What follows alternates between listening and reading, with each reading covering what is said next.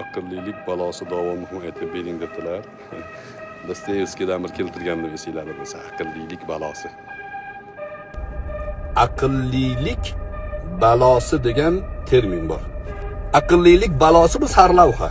Ma'nosi aql keragidan ortiq narsani tushunsa baxt keltirmaydi degan. Misol uchun gulni ochilib turishligi sizga zavq beradi. Xursand bo'lasiz. Ko'rganda ko'zingiz yashnaydi. Lekin uni tez kunda so'lib qolishligini tasavvur qilish aqlni keragidan ortiq xizmat qilishiga aytiladi. Endi zavq qochadi, huzuringiz bo'linadi.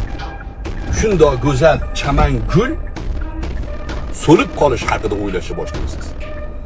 Aqlni keragidan ortiq ishlashi mavzularni miyani ichiga olib kirib olib turib, taqsimlab, bo'lib, tahlil qilishiga aytiladi. Bu insonni baxtiga ta'sir qiladi.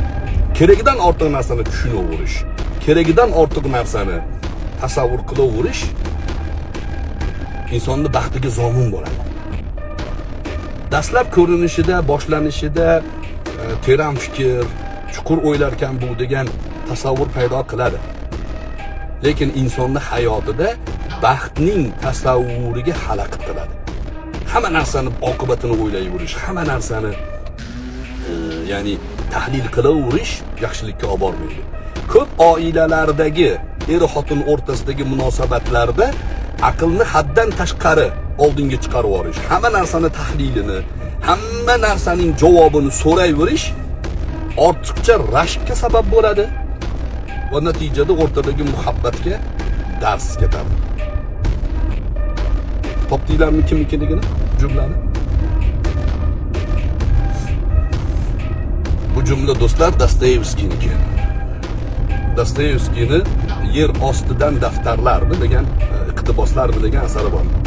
O'sha asarda keltirgan. Keragidan ortiq tushunish, keragidan ortiq insonni mas'ul qilib qo'yadi, baxtning ta'mini sezmay qoladi. Siz gulni chamanidan, ochilishidan bahramand bo'ling. Uni so'lishini tasavvur qilmang.